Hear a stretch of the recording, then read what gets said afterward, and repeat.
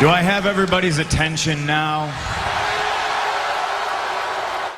Yo les amis, c'est Catchartin, page on parle catch. Aujourd'hui, nouvelle vidéo, review de Monday Night Raw du 31 mai 2021. Et avant de commencer cette vidéo, je vais vous demander de liker, de commenter, de vous abonner, de partager. C'est extrêmement important pour cette chaîne. On va devant des 350 abonnés avant la fin juin, les amis. On le show sur le Miz TV. Le Miz TV qui nous dit que, parce que de Miz, on n'a pas vu le Miz depuis WrestleMania Backlash. Et il nous dit qu'il a subi la première blessure de sa carrière à WrestleMania Backlash dans son match contre Damon Priest. Et t'as John Morrison qui est à côté de lui et qui porte de l'ail autour du cou pour essayer de dégager les mauvaises ondes. Ensuite, il accueille ses nouvelles invités qui sont Charlotte Flair. Charlotte Flair qui arrive et qui dit qu'elle a été 15 fois championne et qu'elle sera 16 fois championne au bout de Hell in a Cell. Et ensuite, il présente Rhea Ripley. Rhea Ripley qui arrive et qui dit la même chose. Elle dit qu'elle va conserver son titre et battre Charlotte Flair. Et ensuite, Charlotte Flair se fout de la gueule de Rhea Ripley par rapport à sa défaite de la semaine dernière contre Nikki Cross dans le Beat the Clock Challenge.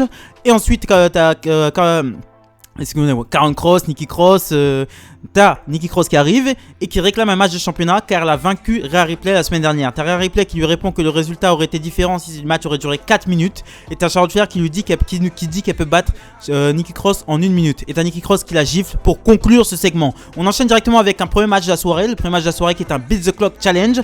2 minutes. Charlotte Flair a 2 minutes pour battre Nikki Cross. Donc t'as Nikki Cross qui fait exprès de fuir pour faire défiler le chrono. T'as Charlotte Flair qui se prend la tête avec Rhea Ripley qui est en ringside. Finalement, à un moment donné, elle remonte sur le ring. Ça commence, dès que le match commence, il reste que 30 secondes en gros. Donc Nikki Cross fait durer le chrono jusqu'à ce que Charlotte Flair se rende compte que le chrono est terminé. Donc Nikki Cross gagne, bat Charlotte Flair et arrive au bout des 2 minutes de match. On enchaîne ensuite avec un segment backstage. T'as Matt Riddle qui discute avec Damon Priest en lui disant qu'ils seront contents de reprendre la route. T'as Matt Riddle qui demande à Damon Priest de lui apprendre quelques petits mots d'espagnol. T'as Randy Orton qui les retrouve. Randy Orton qui arbore un nouveau style. Il a une sorte de bouc et ça lui va très bien. Toi, c'est Orton, tout lui va. Tout lui va à Randy Orton, tout lui va. Donc il arrive, il dit qu'il a vu Matt Riddle utiliser le RKO la semaine dernière.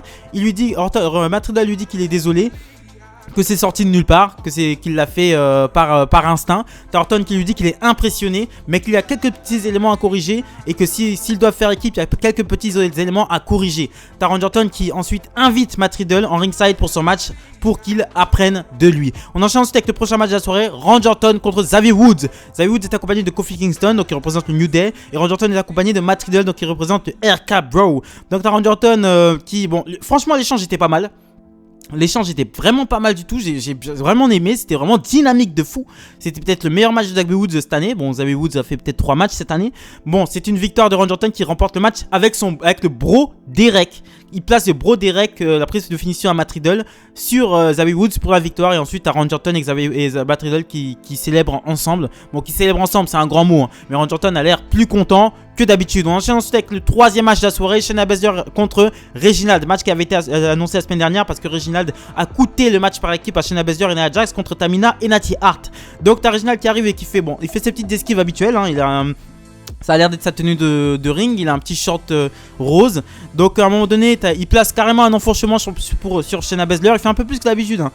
Il fait pas que esquiver, il se défend aussi. Il place un enfourchement sur Shayna Baszler. À un moment, il se place même un spinning crossbody sur Shayna Baszler. À un moment donné, il tente un moonsault, le plus beau moonsault que j'ai jamais vu, quoi.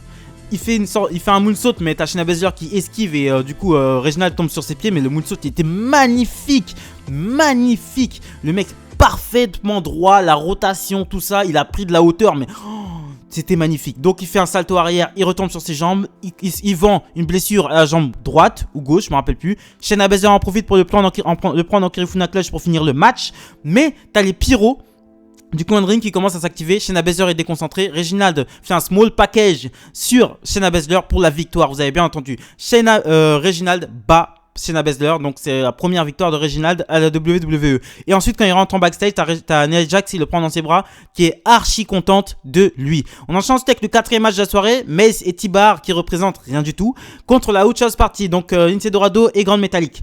Donc quel gâchis pour Dijakovic. Quel gâchis, putain. Ce mec était trop bon à NXT, il faisait des matchs de malade. Et là, ils le font catcher comme un catcheur lambda, alors qu'il est tout sauf un catcheur lambda. Donc, bon, il remporte quand même le match avec un double chokeslam sur Lince Dorado. Mais Dominik Dijakovic, mais quel gâchis. Les matchs, la trilogie avec Keith Lee, les matchs étaient magnifiques. Ça fait partie des meilleurs matchs de Powerhouse que j'ai vu de ma vie. C'était vraiment archi bien. Et là, regardez ce qu'il devient. Il se met de la peinture sur la gueule, il met un slip noir et il fait des souplexes, quoi. C'est pas possible pour moi.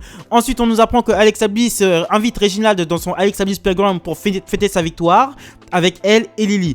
On enchaîne ensuite avec Sheamus qui est sur le ring et qui dit qu'il a hâte de retrouver les routes et de défendre son titre US. Il dit que Humberto Carrillo et Ricochet ont essayé de l'humilier, mais il va les remettre à leur place, c'est-à-dire à la cafétéria. Il les invite donc l'un après l'autre à l'affronter ce soir.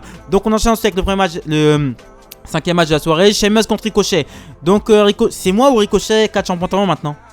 Ça fait 4 semaines consécutives, donc c'est-à-dire un mois, que le mec se pointe en pantalon sur le ring. Alors que Ricochet, putain, mais j'ai horreur des mecs qui catchent en jean, quoi. J'ai horreur de ça, ça me casse les couilles, ça me sort du match. Ricochet, ça fait au moins 4 semaines, il catch en jean, quoi. J'avais pas capté, j'ai capté ça que cette semaine. J'ai fait, mais merde, mais pourquoi il a ce pantalon noir à chaque fois? Mec, Ricochet, quoi. Mec, en plus, il a une putain de tenue. Donc, à un moment donné, pendant le match, t'as Humberto Carrillo qui arrive, ce qui déconcentre Sheamus, qui se prend un relève pour la victoire de Ricochet. Donc, ensuite, on enchaîne directement Humberto Carrillo contre Sheamus. Le match dure un peu plus longtemps. T'as Ricochet qui est en ringside. T'as Humberto Carrillo qui casse le nez de Sheamus en lui mettant un kick dans la gueule. Donc à ce moment-là, le truc se met en noir et blanc pour éviter que des gamins voient le sang, etc. T'as Sheamus qui a amendé, t'as Sheamus qui s'apprêtait à porter son brogue kick et en finir avec Humberto Carrillo.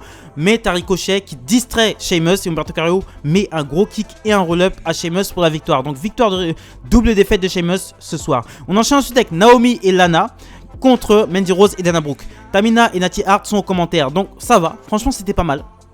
C'était vraiment pas mal. Bon, les échanges entre Mandy Rose et Lana, c'était à revoir. C'était un petit peu trop scolaire pour moi. Mais c'est une victoire de Mandy Rose et Dana Brooke avec une double prise sur Lana. Vous savez, c'était une sorte de... en fait, je crois que Dana Brooke porte... Mandy Rose porte Lana et puis Mandy Rose se met sur la seconde corde et fait une sorte vous savez, comme Mr. Perfect, il fait là, une sorte de brise-nuque, mais en faisant une roulade. Donc voilà, victoire de Mandy Rose et Dana Brooke qui vont sûrement aller affronter, qui se positionnent bien en tout cas en tant que prochaines challengeuses pour les titres par équipe. On enchaîne ensuite avec un match, Cedric Alexander contre Shelton Benjamin. Donc t'as Shelton Benjamin qui pendant le match prend l'avantage. Le match est très rapide. Shelton Benjamin prend l'avantage et essaie de passer une powerbomb sur Cedric Alexander. Mais Cedric Alexander met comme la semaine dernière les doigts dans les yeux, lui met un kick pour la victoire. Victoire de Cedric Alexander sur Shelton Benjamin pour la seconde semaine consécutive. Et aussi Shelton Benjamin, Cedric Alexander, faut qu'il arrête de mettre ce coup de pied, quoi. Il a un putain de finisher, le Lombard check. Et le mec il perd son temps à faire des springboards. Hop, je me retourne sur les cordes, je fais un poirier sur les cordes et un vieux kick tout pourri. Eh vas-y, faut arrêter. Change de finisher et on verra peut-être après si tu peux faire une carrière ou quoi. Mais avec un finisher comme ça, tu iras pas très loin. Ça, c'est hors de question que c'est pas possible, quoi. Ce finisher est vraiment nul. On enchaîne ensuite avec un match pour les titres équipe par équipe. Sheamus et non, excusez-moi. AJ Styles et Omos affrontent Jackson Ryker et Elias. Donc t'as Omos de mon... Le match est de bonne qualité, c'était pas non plus dégueulasse. T'as Omos, dès qu'Omos monte sur le ring, le match est terminé. Hein. Elias se barre carrément, il laisse Jackson Ryker seul à son sort. Il y avait déjà des embrouilles entre Jackson Ryker et Elias pendant le match. Jackson Ryker a commencé un peu à se rebeller, prendre des tags à Elias, voler des tags à Elias.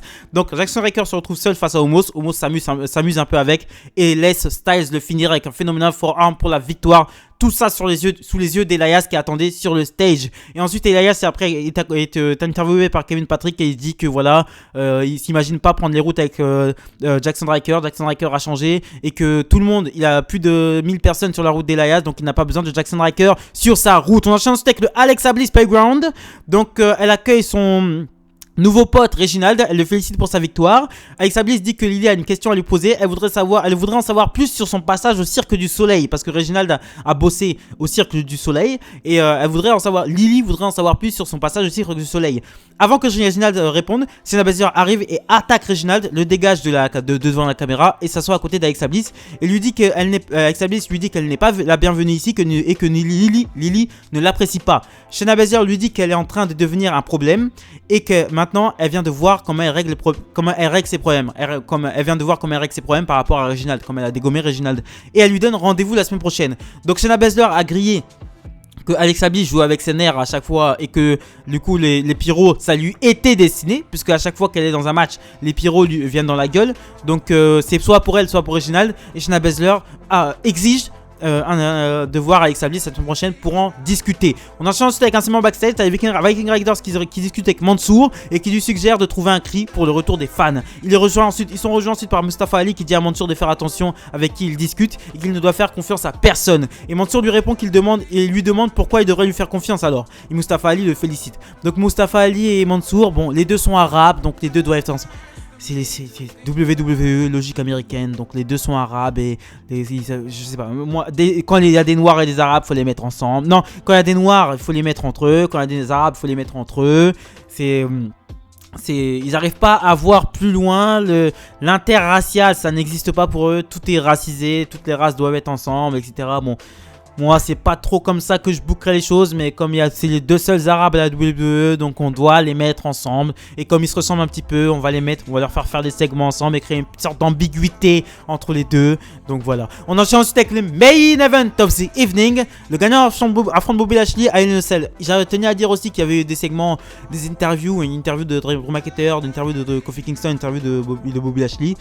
La question qu'on a posée à Kofi Kingston, c'est penses-tu battre Drew McIntyre? Oui, je vais battre Drew McIntyre et devenir pour la deuxième fois champion de relancer la Kofi Mania, et je vais devenir pour la seconde fois champion de la WWE. Deuxième question pour Drew McIntyre, vas-tu battre Kofi Kingston? Oui, je suis prêt à tout pour récupérer mon titre. Je vais devenir pour la troisième fois champion de la WWE et je vais battre Bobby Lashley à Hell in a Cell. Question qui a été posée à Bobby Lashley à MVP dans le harem de meufs, dans le vestiaire où il y avait le harem de meufs. Qui préfères-tu affronter? Je m'en fous de qui je vais affronter. Je respecte. C'est MVP qui répondait. Je respecte la Kofi Mania. C'est un des meilleurs moments de la WWE pour moi. Et Bobby Lashley dit, j'ai déjà battu Drew McIntyre 2 fois et Drew McIntyre m'a jamais battu et ce sera la même chose à Hell in a Cell. Voilà. Donc main event, Kofi Kingston contre Drew McIntyre. Le gagnant affronte Bobby Lashley à Hell in a Cell. Bon main event. Dommage qu'il n'y ait pas de public. Franchement, pour un show aussi pourri, c'était un super main event. Franchement, c'était du très lourd. J'ai beaucoup aimé. Je trouve que Kofi Kingston, franchement, ça passe. Dans les main events, il se donne toujours à fond. Il est vraiment en forme de ouf. Et voilà, je pense que voilà, il y avait du suspense, il y avait de l'intensité. Le segment final, c'est que en fait, Drew McIntyre est à terre. Kofi Kingston monte sur la troisième corde. Il tente un saut, mais Drew McIntyre l'accueille avec un Claymore Kick à la volée pour la victoire. Donc, victoire de Drew McIntyre qui ira affronter Bobby Lashley du côté de Hell in a Cell. Donc, ensuite, à Bobby Lashley qui vient confronter Drew McIntyre. Le show se termine comme ça. C'était mauvais.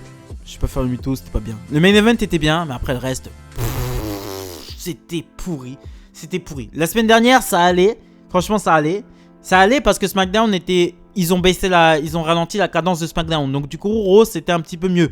Mais là, c'est pas possible. Là, c'était vraiment mauvais. Donc voilà, c'est ce que je pensais de Raw du 31 mai 2021. Abonnez-vous, likez, commentez, partagez. C'est extrêmement important pour cette chaîne. On va devoir des 350 abonnés avant la fin juin, les amis.